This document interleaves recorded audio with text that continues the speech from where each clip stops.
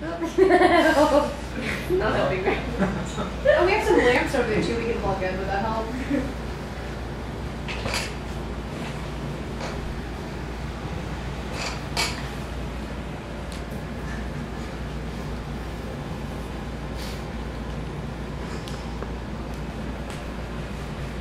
Alright, so funny story. I dropped my computer on my foot earlier today. It mega hurts. Sorry, that joke mega bites, but luckily I'm not here to amuse you. I'm here to teach you all another language today.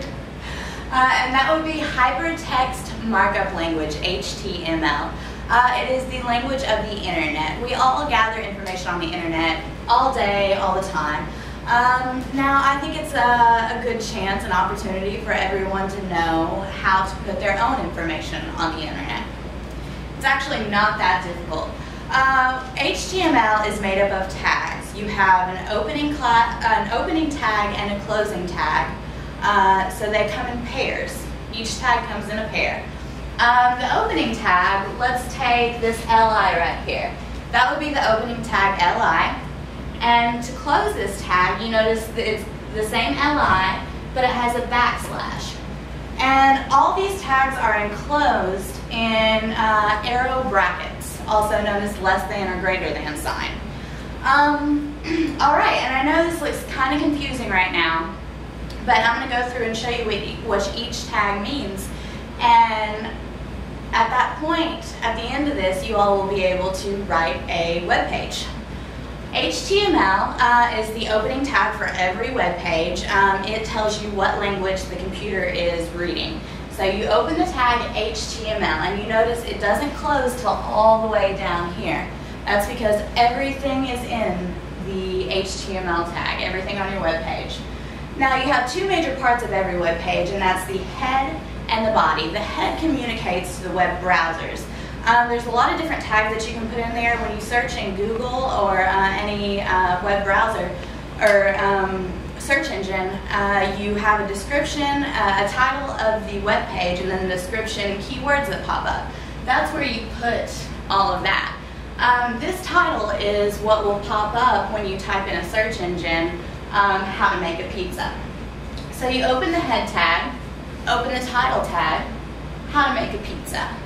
And then you close the title tag because we're done with that, and close the head tag because we're not going any further in that today. Now, we're going to start on the body. The body is actually what your web page is going to be. Everything that you put in the body is going to show up on your page. Now the body, we're opening the body right here, and we're going to start with the H1 tag. Now that means heading 1. H1 goes through H1 through H6, and they're all different size headings.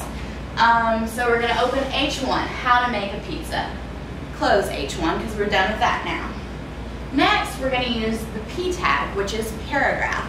Any text you want to put in a web page, you put in the paragraph tag. Ingredients and steps to make a pizza. Close paragraph tag. Next, you will see this tag UL. Now, we have two basic types of lists in web design. That is an ordered list and an unordered list. Ordered list goes 1, 2, 3. Unordered list has bullets. So this, the ingredients for the pizza, we really just want to put, we don't need a step-by-step 1, 2, 3. We're just going to make a bulleted list for that. So we're going to do open tag UL, open the list. And the LI means list item. And that tells the browser, this is list item number 1. Then we're going to close list item. Open list item 2, so we got list item dough, list item sauce, and list item cheese. And each one is open and closed in a list item tag. So now we're done with that whole list.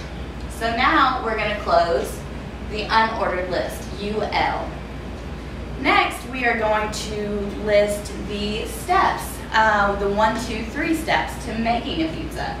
And that one we will do an ordered list. So we're going to open the tag ordered list. And then we have our list items, just as we did in the unordered list. We have spread the dough, add sauce and cheese, and bake. And now we're going to close the ordered list because we're done with that.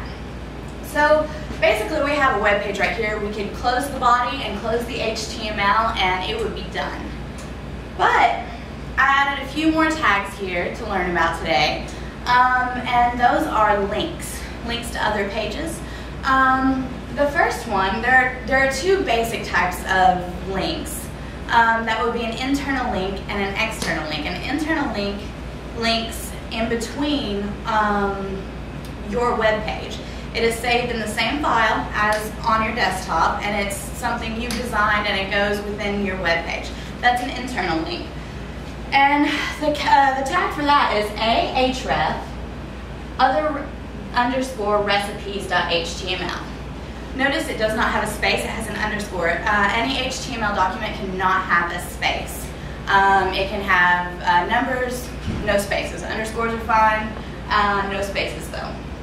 And then we type, here is a link to my other recipes. And then we are going to close the anchor tag. Now this will show up on your web page, blue and underlined, which is the default for all web page links. And when you click on that, that will go to all your other recipes, or otherrecipes.html as saved in your file. And now we want to list a completely different website. We want to say, hey, if you don't like my recipes, try Betty Crocker's.